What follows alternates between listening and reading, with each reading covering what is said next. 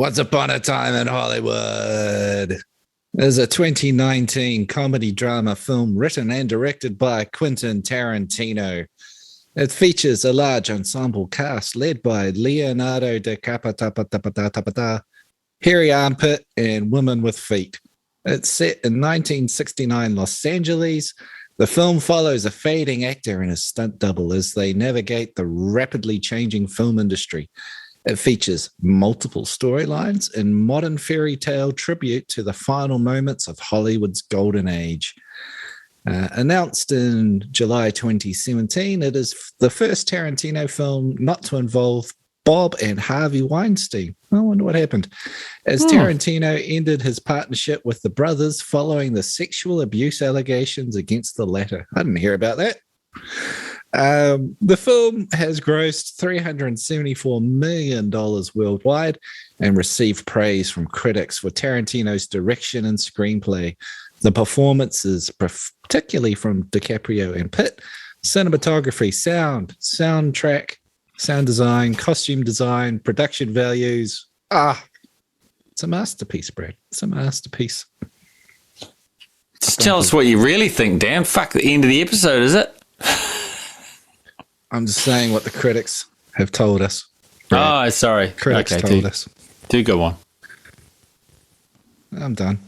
That's all I've got to say, really. A short episode. Thank you for coming, everybody. Yeah. Fuck. Jeez. Pay good money. Are you a Tarantino fan, Dan? Yeah. I'd say, in general, love him. He's had his hits and misses with me, but yeah, he's great. Well, give me a hit and give me a miss from his esteemed catalogue. I mean, the obvious ones. Yeah, you got the Pulp Fictions. You got the you got this one. I really like this one. God, save your review till the end. Kill Bills. Yeah, Mrs. I don't know, The Hateful Eight. Maybe I kind of yeah. Oh right. Yeah, interesting. Sort of opinion. Yeah. Yeah. Yourself? Look, same. You know, the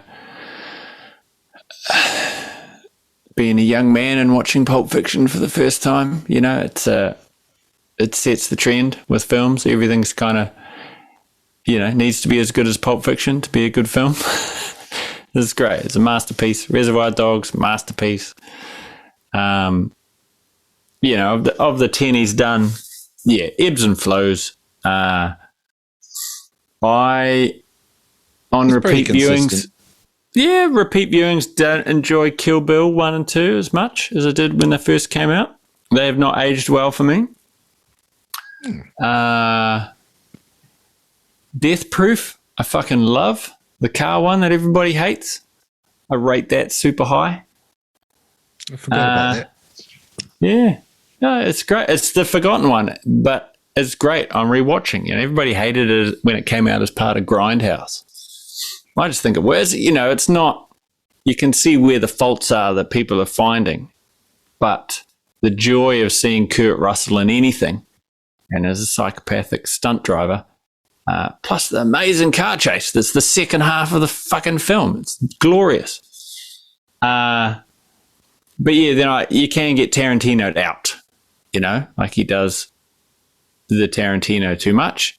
And this kind of how I feel about this film. I felt over Tarantino'd in it and wished I'd enjoyed it more. I know it's a great film. And it's still, you know, it's good. It's Tarantino. It's wonderful, but it's not his best. I would say, just to turn this episode on its head, this is the worst Tarantino film. But in the overall scale of things, that doesn't make it a bad film. You know what I'm saying? Because Tarantino sets the bar very high. It's kind of a special film for me because I remember coming out, seeing this in theaters and just going, wow. And then we had the pandemic and it's just kind of been shit for fucking over 2 years. Right. And watching way to date the episode. Netflix bullshit and like woke crap and just going, oh God, I miss this film. No, he's grabbing a chick by the hair and slamming her face into a telephone, smashing into a wall. Yeah, that's the shock value at the end, though. Like the end of it, the end of the film was fun and Tarantino-esque, and it's, you know, sort of, here's the reason we did the whole film. Here's the reason you've been sitting here for 3 fucking hours, or however long this thing is. For that, oh, great, that's kind of the Inglourious Basterds moment. You know, it just makes you look back at a better film, Inglourious Basterds, which I think is far superior to this one. Purely because this one, I don't feel like it really had a story to tell. It was, I just don't feel like it went anywhere. It was like 2 guys floating around Hollywood, and that was kind of it, you know? Well, DiCaprio's character is a washed-up actor. He wants to get back in the game. He's washed up. He's really struggling. He's feeling left out. He's got the Tates, Roman Polanski, pedophiles living next door, and he wants to get, have a party with the pedophile. And so at the end of the film, he finally gets invited into the house, and he said, I'm one pool party away from, getting back in the game, and he gets his pool party. The pedophile is not there, but it's not far away. He's coming back from holiday. What a wonderful story. Wonderful.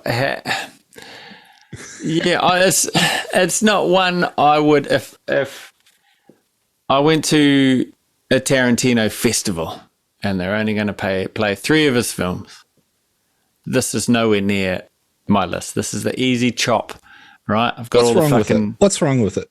It's just not as good as his other stuff. Like I said, it's not his best work. And it's still a great film. I can still enjoy it, but he's done far better things, right? Like, it's shot well. It's acted. Put your finger on it. Put your finger on it. I just did. You say, well, it's just not as good. But I did earlier. I said there's no story to it. It's just 2 guys fucking floating around, and then he kills somebody at the end, and that's it. He does make all his films sort of have a simple story, really. But I think the main criticism they got put against it was that it carries on a bit too long and it needed to be edited down. 100%. But I kind of like that. It just takes its time, and it just because you like that because you're like a Tarantino file or whatever, and you just want more. You want, give me all the Tarantino I can get, When the marketing for this came out, Tarantino file, I do have a lot of problems with him, but this film really got there for me. I thought it was. I just thought it was a charming story about Elaborate. It's a charming story about friendship, Brad. It's just like these 2 guys that are just buddies, and they always look out for each other. I thought that was charming. It wasn't really that sinister, if you know what I mean. Like, there's not a big bad guy looming in the story, which might be what you're... Well, no, there's the whole Charlie Manson thing. You know what's coming. You know where it's set and shit. But it's not totally related to them. You know what I mean? Like, they don't know history. Are you still there?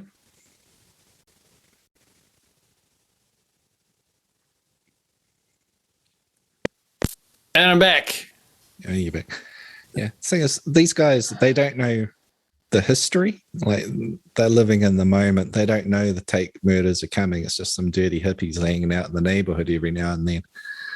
They don't know that. But it's about I just thought it was charming that it's just the friendship of these 2 guys supporting each other, whereas DiCaprio's trying to get his friend stuntman work, and his friends when his friend DiCaprio's depressed, he's helping his friend out and just encouraging him and going, Rick Dalton with a fucking shotgun. Sure, but if it's a film that's about Rick fucking Dalton, if it's a film about friendship and in Hollywood and all that sort of thing, why is the set piece that makes the film entertaining? It was killing the golden era of Hollywood, largely thought. those Tate murders. That was 1969. It was the end of the free love hippie 60s. And there was this tragic. I get that. That's real life, right? Tragic, absolutely. But this film, era. You're saying this film was great because of their friendship. So why did the end of the film, which is the highlight for most people, have to be what it was? Would this be a great film if it ended when he went off and made westerns? Would you have been as happy with it? I think it's an interesting point. It does feel like it ends at a point, and then it kind of keeps going into those Tate murders. Yeah. But it gets that resolution of DiCaprio getting invited up to the Tate house with Polanski. Right. That's but they could have done that without the murder part. You know, he could have just been invited over at the end before, you know, and met Sharon Tate. And, oh, great. And he could have left the killing out of it, you know. Then it still would have been, it might have made it a better story even if it had been, you know, more true to the reality of what happened and Sharon Tate still gets murdered, but it showed he gets back in with them, but then, you know what happens after the credits roll, you know, it's not going to be a happy ending. At the funeral. Yeah. Or not, he don't even have to go that far. He meets Sharon Tate and Polanski and gets invited in, and then it ends with, I don't know, the car of hippies turning up in the street, and you know what's going to happen. So it's like a happy ending for Rick, but you know Hollywood's not happy or something, you know. But instead we get this hyper-violent scene that is straight out, it doesn't fit that film. It's straight out of Inglourious Bastards, right? This violent, head-smashing scene, superbly entertaining. I fucking loved it. And when he goes and gets the flamethrower and blasts that dude in the pool, I was like, yes, cheering at the screen. Yeah, I was blast somebody in the pool, and it was brilliant. Tarantino's a feminist. Like, this is equality at work. And that was great, and that made me like the film more. Now, in saying that, it's awesome. I think he did it because it's awesome. Like, he's rewriting history. Like, he killed Hitler at the end of in the middle. Inglorious. Yeah. Yeah. I liked, you know, this is probably my favorite Brad Pitt film. I think he was solid all the way through. DiCaprio, great actor. De Niro was shit in this one as was he like the Jewish movie producer or something? I think you're talking about Al Pacino. Yes, I take it back, Mr. De Niro. Man, it is. Yeah, I just watched Casino the other night. That's a great fucking film too. Weird, but good. Yeah. Great episode. Great film. Yeah, like it's hard for, like it's hard for me to separate all of Tarantino's catalog and rate it against other films. You know, like when a Tarantino film comes out, I'm like, awesome, gonna see it, gonna love it, and I do every time. This is just has the least amount of love for me for a Tarantino film. Is that okay? You're allowed, Brad. I just got to criticize you. No, it's for having stupid opinions. That's pointless and confused, right? Yeah. What did you feel about the portrayal of Bruce Lee as a pussy? Yeah, there's a lot about this. Did you? So people feel that he made Bruce Lee look like a wimp getting beaten up by Brad Pitt. Mm-hmm. Apparently, like, there's a lot of different sources, and one says it is based on a true event where Bruce Lee did get into a fight with a stuntman, and the stuntman picked him up above his shoulders and carried him around a lot for a few minutes, and then they became friends, and the stuntman taught him wrestling moves, which he incorporated into his Wing Chun. There's also another really interesting theory going on that Tarantino absolutely hates Bruce Lee, which started with Kill Bill. We're not sure the why, but in Kill Bill, you know how Uma Thurman's dressed up in the yellow jumpsuit like Bruce Lee wore. That was the film Bruce Lee died in, and a stuntman came in and replaced him for the rest of the movie. Right. And what are they called? The 88, Crazy 88. They were all dressed as Kato, which Bruce Lee played in the Green Hornet.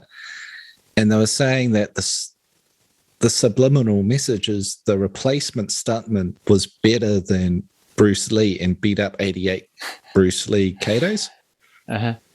Because there was a guy who they call him Bruce Lie because he kind of was in a bunch of films basically being Bruce Lee after Bruce Lee's death.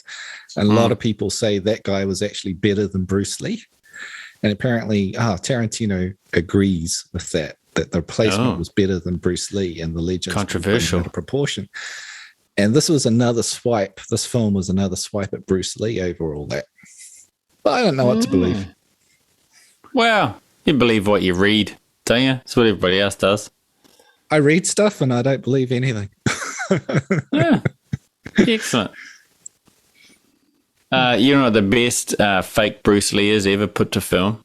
The mid-'80s classic No Retreat, No Surrender. Also starring Jean-Claude Van Damme. You ever seen that film? No. Maybe, but I can't remember it. It's so good. It's the whole thing's, the complete film's on YouTube. You should check it out. It's well worth your time. Do you think it disrespects Bruce Lee, this movie? Nah. I just thought it was kind of nice to see someone who thinks he's a badass getting the shit kicked out of him. You know? It's fine. I've seen a lot of professional fighters when I was going down my Bruce Lee rabbit hole, where Bruce Lee's thought of as this invincible guy that could beat anyone up.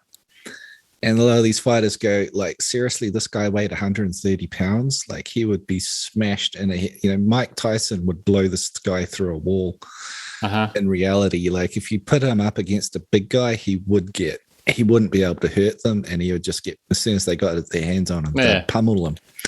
Yeah. Maybe Tarantino's in that camp where he, wanted to show that a Marine come in and just, like, lay the smack on this little guy. Yeah, well, I feel like, whether I'm right or wrong, I definitely couldn't beat him in a fight. But Bruce Lee seems like he is... You might have a chance now, film tough. Yeah, wow. Fucking kick his skeleton. Kick him while he's down, really down. Take a poop on his grave. Oh. Salty. And then I might step on a bee. My dog would step on a bee. Oh, it's not funny now. Jeez. What? Did I ruin a joke? No, I ruined my own joke. It's okay. It happens from time to time. Swing and a miss, That's all right. What was I saying about Bruce Lee? Oh, on film, like he seems like a film tough guy. Like anybody can look tough on film. I get he knew his martial arts and he was quick and he could go, yeah, and make lots of noises. But when you work in movies, people are paid to make you look like a badass, So he was, can we do that again? My move was shit or something, make me look more like a badass.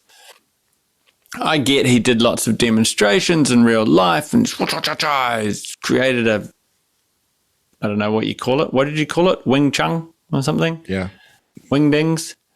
Wing Chun. But yeah, Wing Chun. Wing Chun.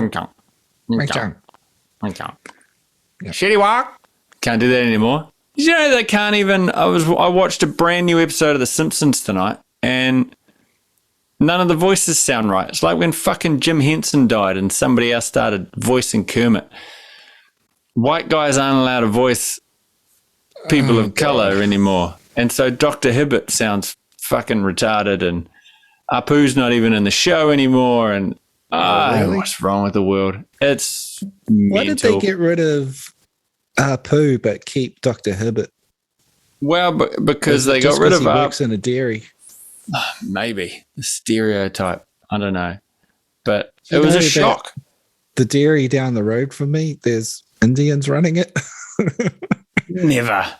They have accents. They're very nice people. Like, I can't. Absolutely. Yeah. Yeah. Yeah. Simpsons, They come to a country, they can't get a job, they buy businesses, they all work in it, they save like bastards, and they do very well for themselves, and the next generation are all doctors and lawyers. Like, that's it. Just getting it beating done. us white folk. Come on. Reality. You can't say white anymore, Dan. You have to say pigment lacking. Oh, God. Fascists. Back to the film at hand. Anyway, yeah. Yeah. Look, enjoyable film. Watched it in the cinema, loved it. On this rewatch, I kind of felt like I was wasting the time it took to watch it, because I'd seen it before. It's not one that I felt needs repeat viewings. It has its great scenes, like where Rick Dalton and the little girl do this scene, that's cool. And the whole where Brad Pitt goes to the Manson farm, like that's real tense. Could have been cut out of the film, to be fair, but it's a good scene. Building up tension for the final encounter. It's introducing the character of Tex as a threat. Yeah, but then nothing happens there. It just sort of leaves, and that's it. Right? Good scene. But yeah, like it was good when I saw it the first time, but it was less powerful, less, the second time around. Like I didn't need to watch this film again, and that's it's not a sign of film many times. It's comfort food. I love it. It gets better every time. Really? Oh, see, okay, that's all right then. Good on you, Jonya. On you. What else? What was the other controversy? Was women showing their feet in this film? Well, that's every Tarantino film, isn't it? I'd never noticed it before. If a man wants to show some toe, let him show some toe. You see enough boobs in movies. Yeah, you get tits and asses all the time. Show me some feet. You got some hairy armpits in this one. Surely that balances it out. Well, it's just all natural, isn't it? Just letting it flow. Let it flow, let it flow. It's the 60s, the music's fantastic in this film.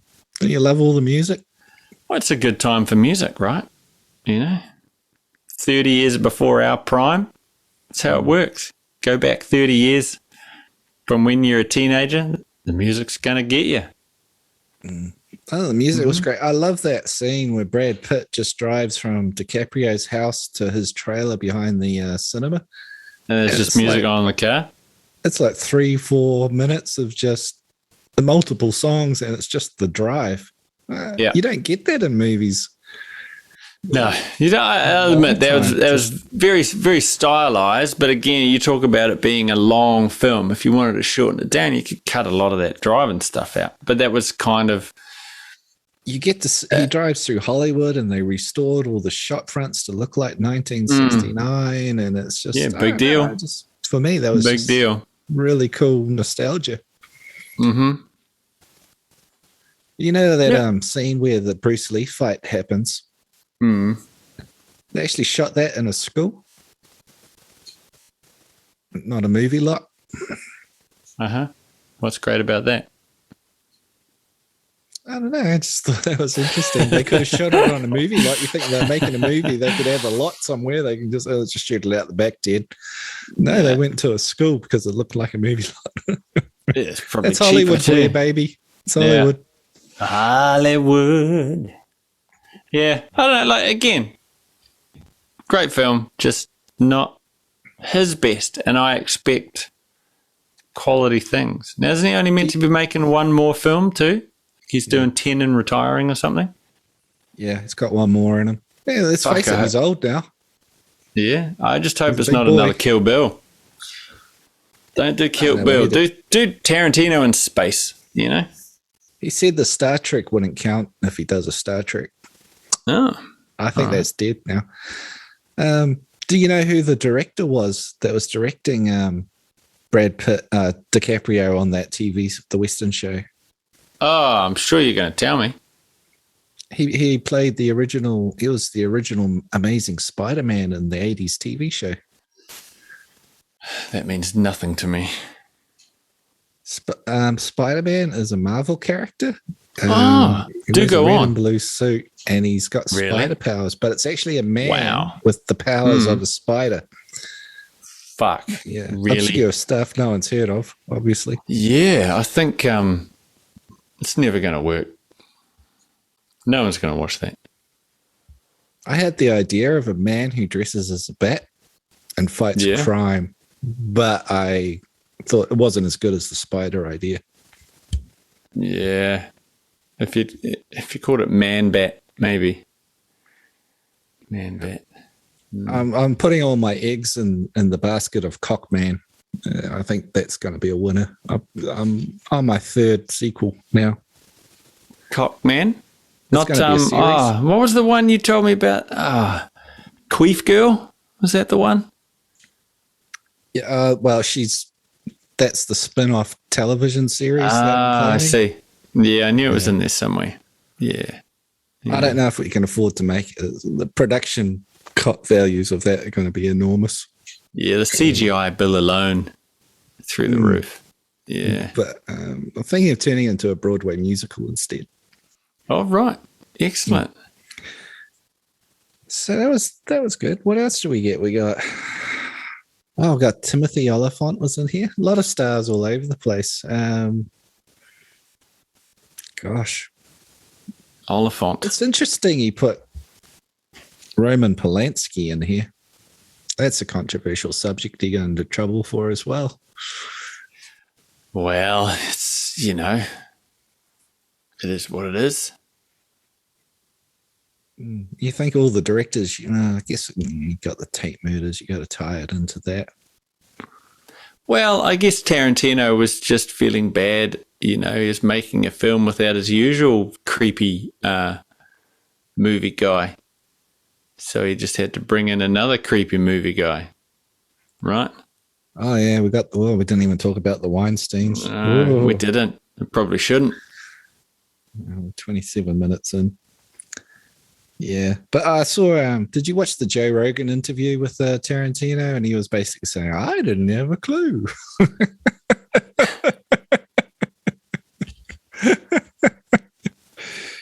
Well, we heard rumors, but we didn't know. Yeah. Oh my God. So, what we got? If we go to IMDb. The Cold-Hearted Bastards on IMDb only gave this a 7.6 out of 10. Seems fair. Someone gave it 10. Not for everyone. 10 out of 10. Best movie of all time. Not for everyone. Someone gave it a 10. Best movie I have seen in the last 10 years. Should be seen twice. Meh. Someone gave it a 4. Do we need a 10th? Yes.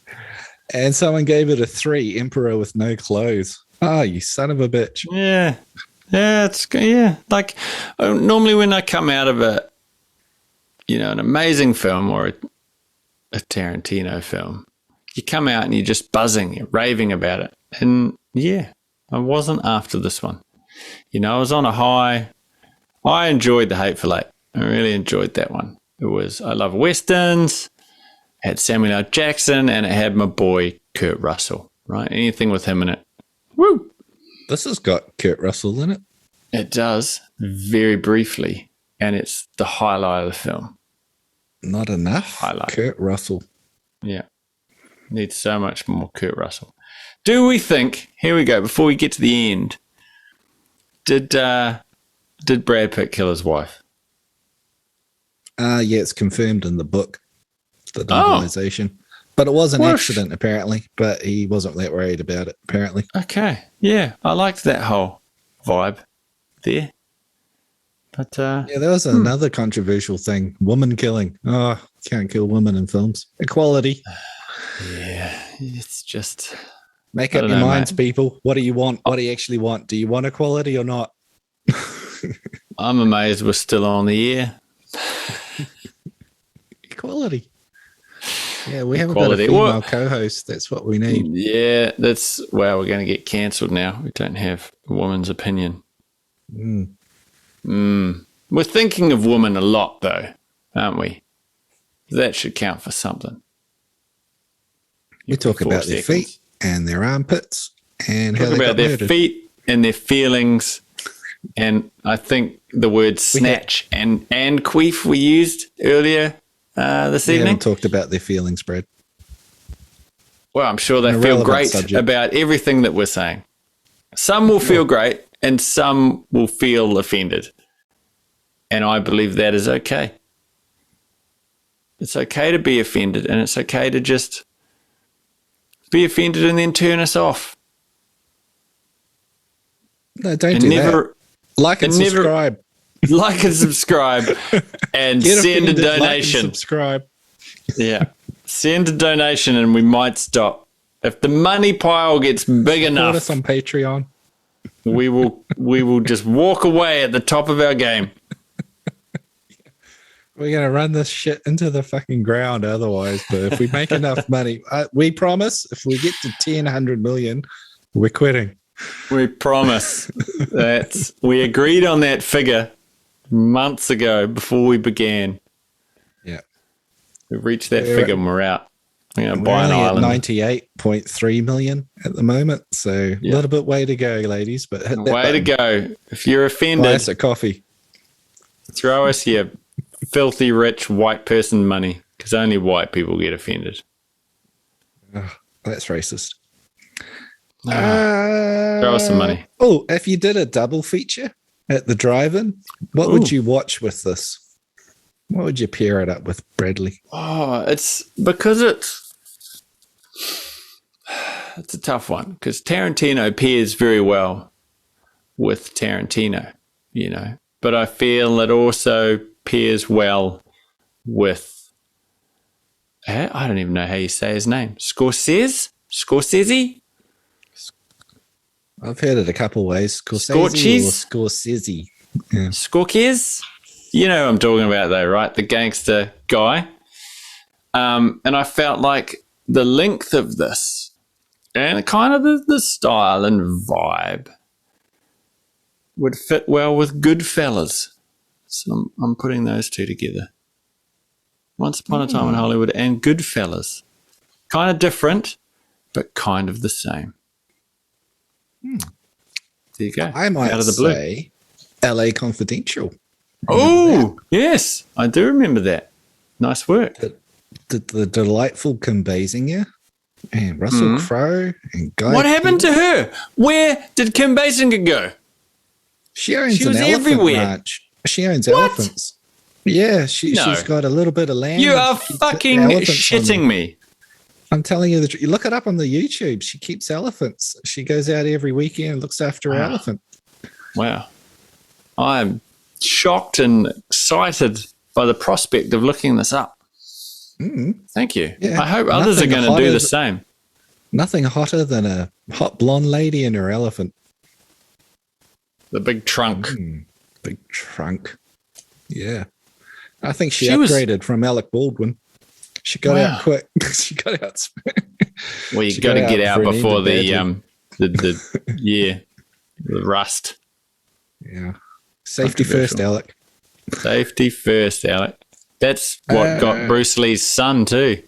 Segue back to the film. Well, what do you mean? Oh, well, he was. It was a blank in there, or there was like leftover shrapnel in the barrel. Yeah, there was something in the gun. This is Bruce Lee's kid. Was done that way too. Somebody pulled the trigger. Their fellow actor pulled the trigger. Well, didn't he pull his own trigger? He looked down the barrel and went pop. Yeah. No. The actor with the long hair and the gravelly voice shot him across the table, and something was lodged in the gun. Did he work again? He did, but the first film he did after The Crow was the critically acclaimed Eddie Murphy vehicle Metro. And that was the end. Wow. That's career suicide working with Eddie. You shoot someone in the face, we'll give you a second chance. But you're in there with Eddie Murphy. Oh, you had your second shot. Oh, that was a stinker, dude. No. We can't let you come back after that one. There's no coming back after that one. You had your second shot, no pun intended. Oh. Ouch. Ouch indeed. Where are we? Are we rating this motherfucker yet? Yeah, so IMDb gave it a 7.6. What do you think? What are you going to give it? I think IMDb we're on the money. You know, most Tarantino films, I'm 9. Yeah, Pulp Fiction's a 10, easy. This one, yeah. I don't know. I think I'll give it 7 flamethrowers in the pool out of 10. So it's highly rated, but not my favorite Tarantino. Yeah. I'm going to give this all the toes. There's 10 toes on a blonde woman's sleeping feet.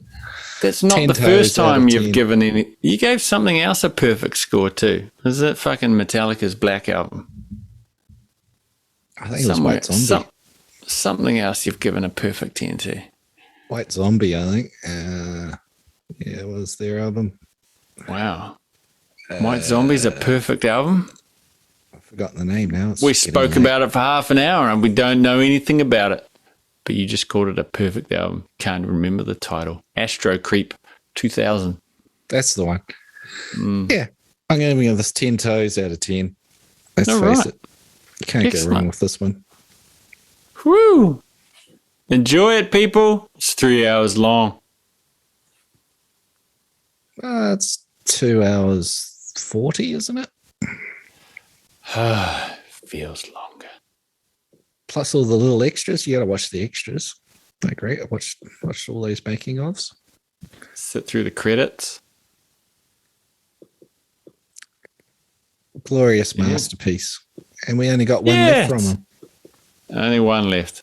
Hopefully, it's another gangster film with black tuxedos. Maybe make Cinderella. Get some good foot shots in there. Do it. Wow, a glass slipper. Yeah, you're always going to see it. Always on display. Yeah, it's kind of gross to think about, really. Remember that scene? No, you remember From Dusk Till Dawn, right? Possible future episode. Another good film. Tarantino, the first half of the film feels like he directed it. I don't know whether he did or not. He definitely wrote it, I think. It's Robert Rodriguez. Directed it, eh? Yeah, I think Tarantino definitely must have had his finger in the pie there somewhere because no man with a foot fetish. Yeah, right. There you go. So he wrote the scene where Salma Hayek, scantily clad, wrapped in a snake, stands on a table and shoves her toe in his mouth, right? Like, it's got a Tarantino finger, yes. Yeah, Rodriguez, there's a good friend right there. You know, if you've got your mates acting in your movie and you know he's got a fetish and you've got someone as, a polite way of saying it, is a very attractive lady in Salma Hayek, and you go, yeah, we're going to film a scene where she shoves her toe in his mouth. It's both being a wonderful friend and kind of creepy at the same time, you know? The kind of joy that Tarantino would have been getting filming that scene. It's kind of uncomfortable when you think about it now, don't you think? Yeah, but wouldn't you shove your foot in Tarantino's mouth and pour wine down your leg into his... Sounds like a good evening.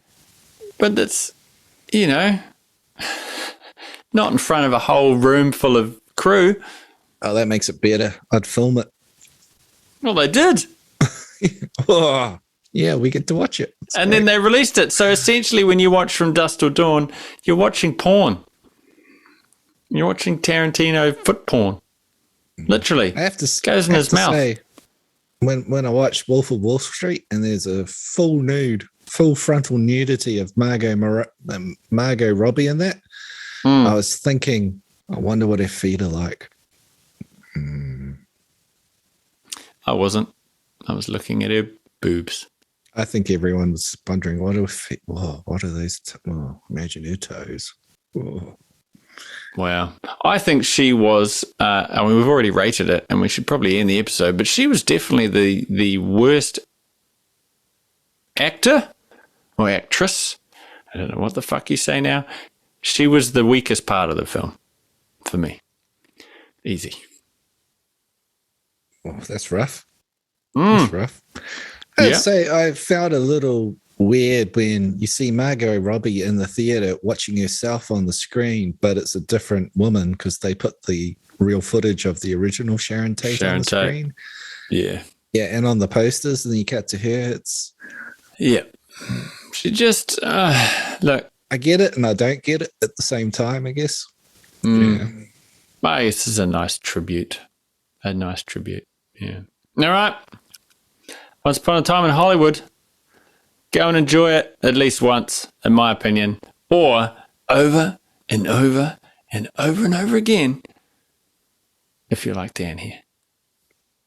Remember, listeners, you're Rick fucking Dalton. Yeah, you're Rick fucking Dalton. Stick it in your mouth. I love feet.